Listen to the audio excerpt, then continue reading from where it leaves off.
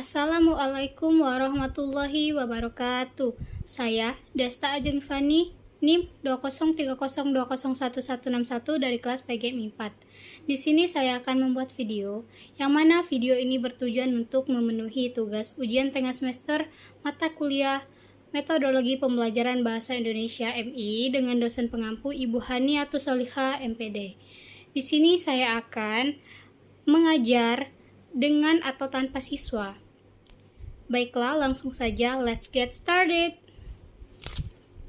Assalamualaikum warahmatullahi wabarakatuh. Ketemu lagi ya sama Ibu Desta dalam mata pelajaran Bahasa Indonesia. Iya, pinter. Apa kabar anak-anak semua hari ini?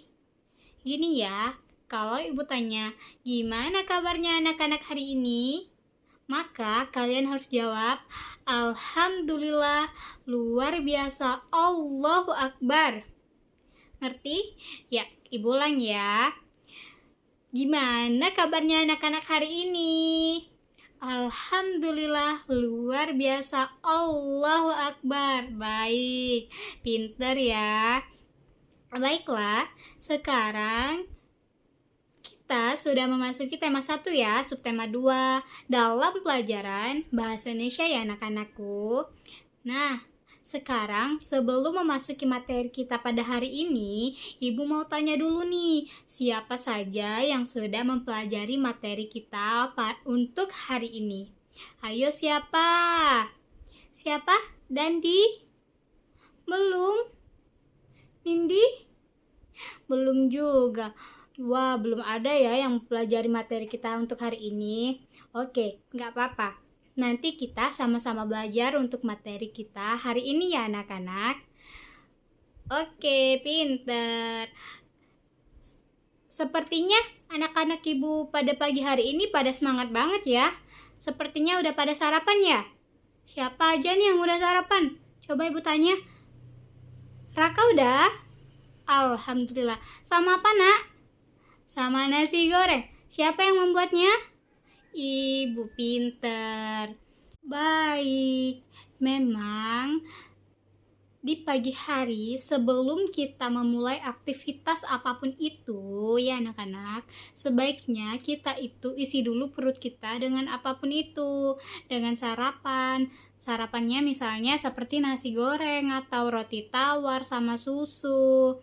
Nah, itu udah lebih dari cukup ya untuk memulai hari supaya kita badan ini tidak lemas dan tetap semangat. Iya. Jadi, kalau bisa jangan banget tinggalin yang namanya sarapan. Iya. Ya, mungkin itu pesan dari Ibu bahwasanya kita sebelum memulai sesuatu ataupun aktivitas itu sebaiknya harus banget yang namanya sarapan. Oke, baiklah. Jadi pada hari ini sekarang materi kita pada subtema 2 ini kali ini yaitu tentang pertumbuhan dan perkembangan manusia. Ya. Nah, anak-anak sekalian, sebelum kita memulai materi pada hari ini, Ibu mau tanya nih, siapa yang tahu apa itu pertumbuhan dan apa itu perkembangan pada manusia? Hayo Sinta mungkin, atau mungkin Jeffrey?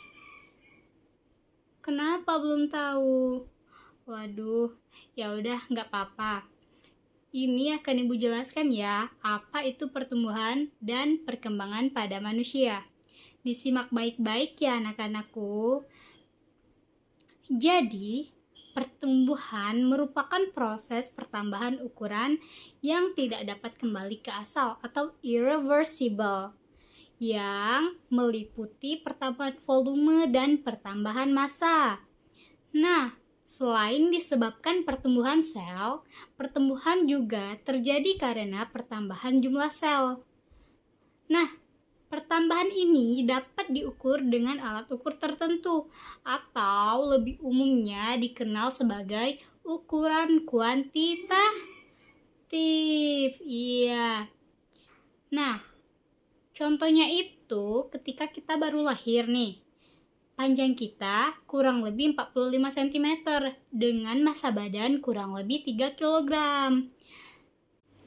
Setelah mengalami pertumbuhan, tinggi badan kita dapat mencapai lebih dari 150 cm dengan massa badan lebih dari 30 kg. Nah, selanjutnya Ibu akan kasih contoh pada daun ya.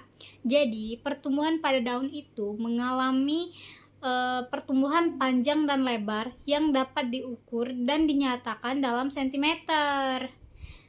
Nah, anak-anak, itu tadi penjelasan dari pertumbuhan. Sampai sini ada yang mengerti atau paham apa yang Ibu jelaskan tadi mengenai pertumbuhan? Pinter. Udah mengerti ya? Kalau ada yang belum paham, nanti dibaca ulang dan dipahami lebih lanjut apa itu tadi yang udah Ibu jelaskan mengenai pertumbuhan. Pinter. Sekarang Ibu akan lanjut ya mengenai penjelasan tentang perkembangan. Jadi, perkembangan dapat diartikan sebagai semua perubahan yang terjadi pada makhluk hidup yang sedang tumbuh. Ya, perkembangan merupakan proses menuju tercapainya kedewasaan. Nah, pada proses perkembangan ini, perubahan yang terjadi lebih bersifat kualitatif atau yang biasa disebut tidak bisa diukur dengan alat ukur. Nah, perkembangan pada manusia ditandai dengan kematangan organ reproduksi sehingga siap untuk menghasilkan keturunan. Perkembangan juga menyebabkan perubahan psikis, kemampuan, dan perilaku dari usia bayi, anak-anak, hingga menjadi dewasa. Nah, anak-anak Ibu sekalian, itu tadi penjelasan dari Ibu mengenai pertumbuhan dan perkembangan manusia.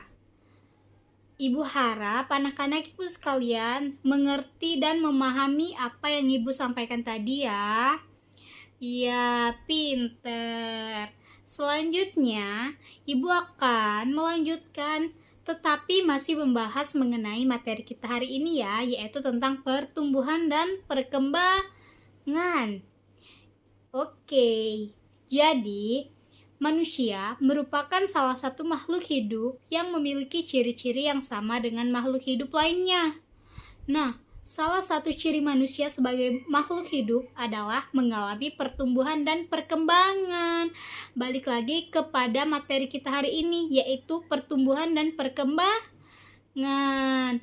Nah, pertumbuhan manusia terjadi sejak di dalam kandungan.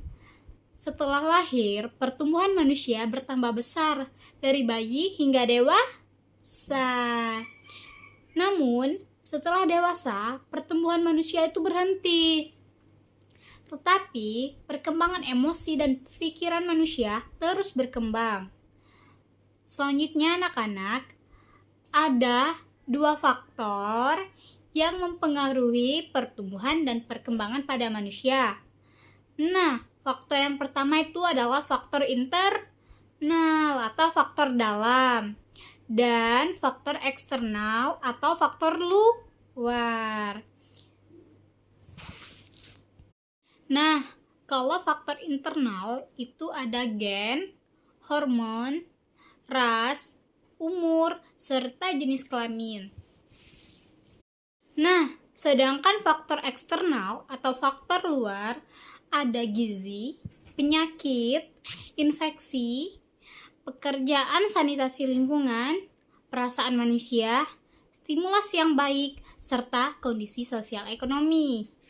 Nah, di sini juga Ibu akan memperlihatkan gambar dari pertumbuhan dan perkembangan manusia. Nah, ini contoh gambarnya.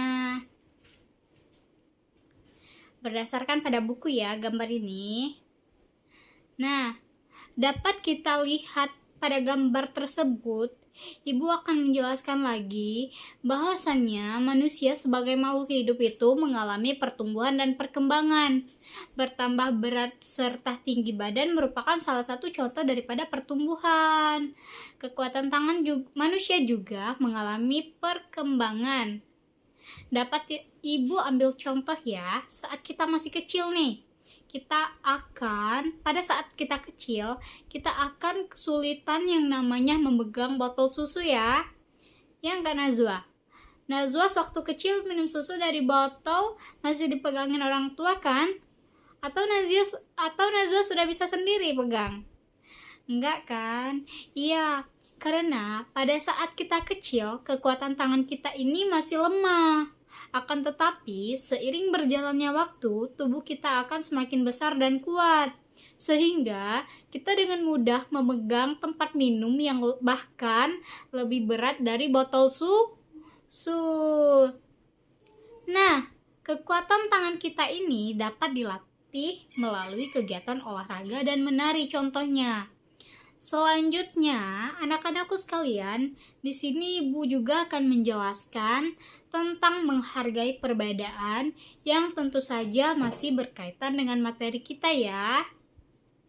Jadi, perubahan tinggi dan berat badan manusia itu kan berbeda-beda ya. Iya, kekuatan manusia juga berbeda-beda yang pasti. Nah, perubahan tinggi dan berat badan serta kekuatan adalah contoh daripada pertumbuhan dan perkembangan manusia. Pertumbuhan dan perkembangan dipengaruhi oleh makanan, kebiasaan olahraga, dan faktor yang diturunkan oleh orang tua. Sebagaimana yang kita ketahui bersama ya anak-anakku sekalian, bahwasannya Allah itu menciptakan berbagai macam makhluk hidup di dunia ini, yang sudah pasti itu berbeda-beda. Nah, perbedaan ini merupakan karunia dari Allah Subhanahu wa Ta'ala. Dari perbedaan ini juga, jangan kita saling menjatuhkan atau saling membuli. Tetapi, dengan adanya perbedaan ini, kita harus saling menghargai dan menghormati. Iya, perbedaan itu jangan dijadikan suatu ajang untuk saling membuli atau saling menjatuhkan. Bahwasannya perbedaan itu adalah karunia dari Allah. Jadi kita harus sama-sama saling menghormati dan menghargai ya.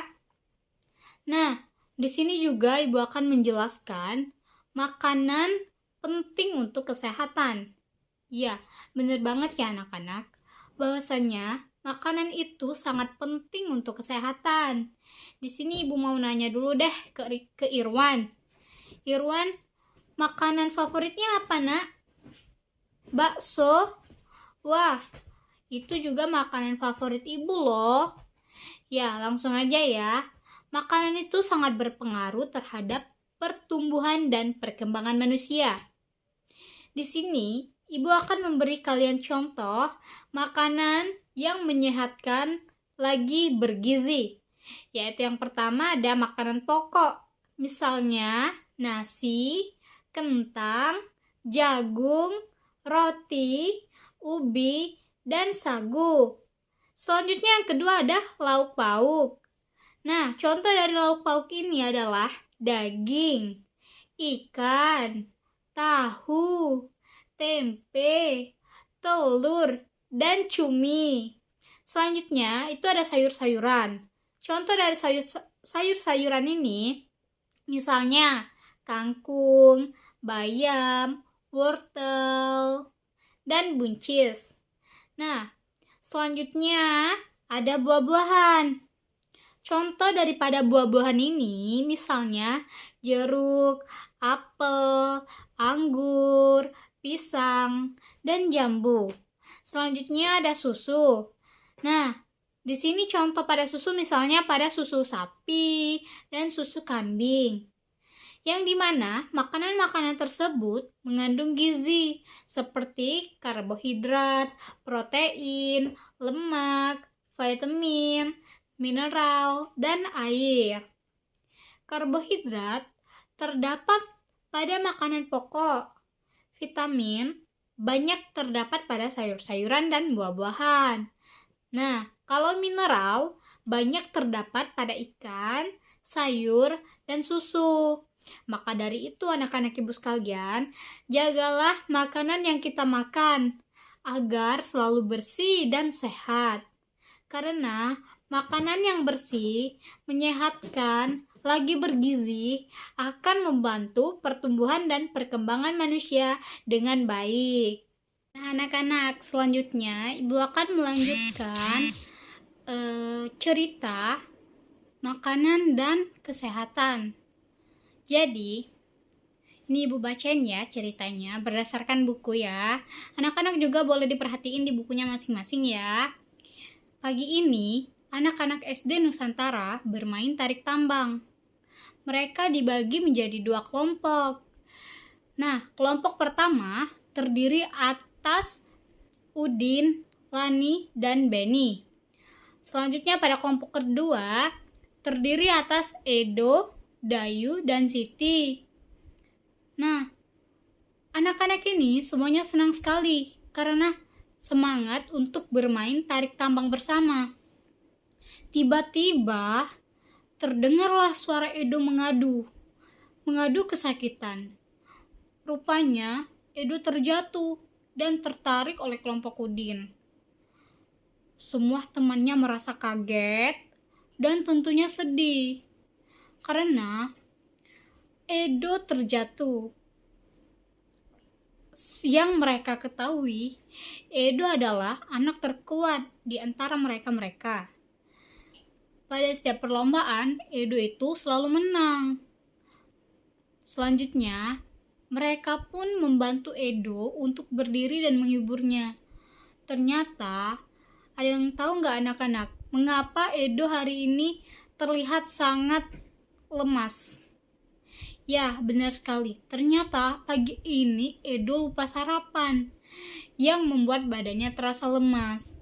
Nah, dapat ibu tarik kesimpulan daripada cerita di atas ya anak-anak, bahwasannya sarapan itu sangat penting untuk menjaga stamina kita dan menaikkan semangat badan kita agar kita menjalani aktivitas itu tidak lemas dan loyo. Nah, selanjutnya Ibu akan lanjutkan ceritanya. Karena Edo bangun kesiangan dan terburu-buru berangkat ke sekolah. Itulah mengapa dia tidak sarapan. Nah, dapat Ibu petik lagi kesimpulannya. Ini pesan kedua ya. Tadi yang pertama bahwasannya sarapan itu penting. Selanjutnya yang kedua, kita tidak boleh yang namanya begadang karena akan berdampak buruk pada badan kita sendiri. Yang pertama, badan akan terasa lemas dan untuk keesokan harinya ketika kita menjalankan aktivitas itu terburu-buru karena kita bangun kesiangan. Nah, rugikan anak-anak ibu sekalian. Maka dari itu, yang pertama kita harus sarapan, yang kedua jangan bergadang. Nah, anak-anak ibu sekalian, dapat ditarik kesimpulan lagi dari cerita di atas bahwasannya untuk menjadi kuat kita harus banyak berlatih, tidur yang cukup, dan makan dengan cukup. Ya, seperti itu ya anak-anak ibu. Anak-anak, mungkin pembelajaran atau materi kita pada hari ini mungkin hanya itu saja. Ya, semoga Ibu harap apa yang Ibu jelaskan dan kita pelajari pada hari ini dapat berguna untuk anak-anak sekalian. Dan anak-anak sekalian bisa terapkan pelajaran-pelajaran atau pesan-pesan dari materi dan pembelajaran kita pada hari ini ya. Kita bertemu di materi yang selanjutnya. Ibu Desta pamit undur diri. Kepada Allah Ibu mohon ampun, kepada anak-anak sekalian Ibu mohon maaf jika ada kekurangan atau kesalahan baik dari ucapan ataupun perilaku. Ya, dimaafkan kan? Iya, kita harus saling memaafkan. Ibu tutup. Wassalamualaikum warahmatullahi wabarakatuh.